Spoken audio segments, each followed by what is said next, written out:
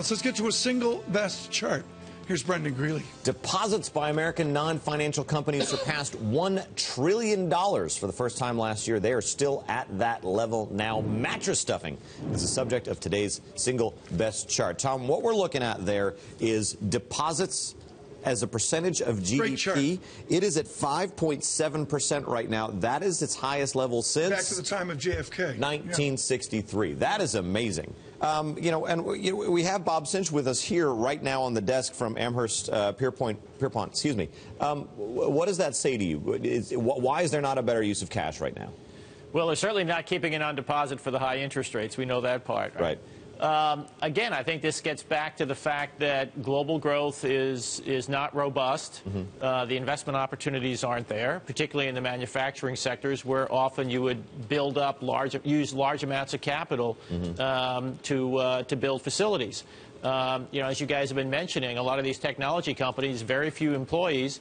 You don't need big facilities to produce information and produce technology. So, this is an adjustment process, and it's not the kind of economy we've been used to for the last 50 years. Well, is this build-up in deposits on the part of consumers a sort of a fear that, things aren't going to get better anytime soon? Or is it just that they don't know what to do with this cash?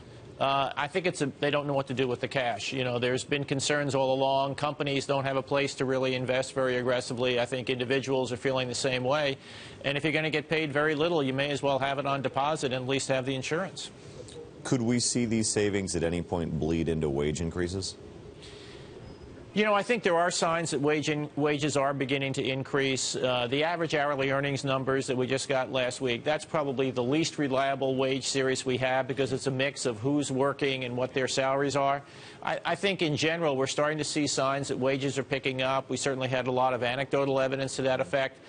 So I think we're starting to see that the labor market is tightening up. And that gets back to your potential growth discussion earlier. Mm-hmm. This economy has been growing at 2.3, 2.4%, and we're tightening the labor market. The unemployment rate's coming down. That's the clearest evidence we have that potential growth is less than 2% in this economy. So I've been writing about that with John Herman of Mitsubishi and Michael Ferroli at JP Morgan, among others. Do you buy the idea that the Fed is behind and that the entire terminal rate that we're heading towards is a lower yield, lower interest rate economy? Well, I think the Fed is behind in the sense that they've been very slow to adjust to this expectation that potential growth is probably less than 2%. They still keep talking about 3% next year, a bit like the Chicago Cubs. But, we're at a point now where I think they're beginning to realize that potential growth is lower. I think they're taking that into their set of expectations, and lower potential growth probably does mean that the equilibrium rate is lower.